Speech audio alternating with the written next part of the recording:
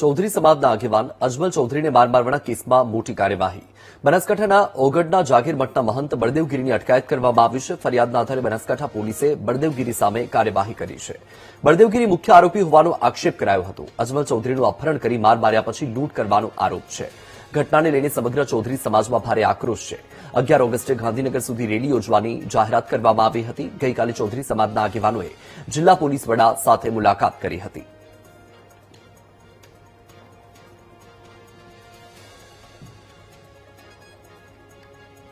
તો આપણે જણાવી દઈએ કે ચૌધરી સમાજના આગેવાન અજમલ ચૌધરીને માર મારવાના કેસમાં હવે કાર્યવાહીનો ધમધમાટ શરૂ થયો છે.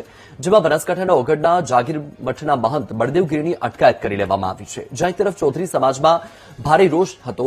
11 ઓગસ્ટે ગાંધીનગર સુધી રેલી યોજવાની જાહેરાત પણ કરવામાં આવી હતી. ત્યારે હાલ તો ફરિયાદના આધારે બનાસકાંઠા પોલીસે બળદેવગીરી સામે કાર્યવાહી શરૂ કરી દીધી છે. બળદેવગીરી મુખ્ય આરોપી હોવાનો આક્ષેપ કરાયો હતો. અજમલ ચૌધરીનું અપહરણ કરીને માર માર્યા પછી લૂંટ કરવાનો આરોપ છે. હજુ પણ ચૌધરી સમાજમાં ભારોભાર આક્રોશ છે.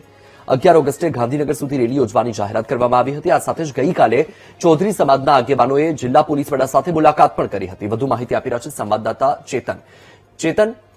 અજમલ ચૌધરીને માર મારવાના કેસમાં હવે બળદેવગીરીની અટકાયત કરવામાં આવી છે. વધુ માહિતી શું? જી વત્સલ, થોડા દિવસો પહેલા ચૌધરી સમાજના એક આધેડને બાતમી દ્વારા માર માર્યાના આક્ષેપો હતા.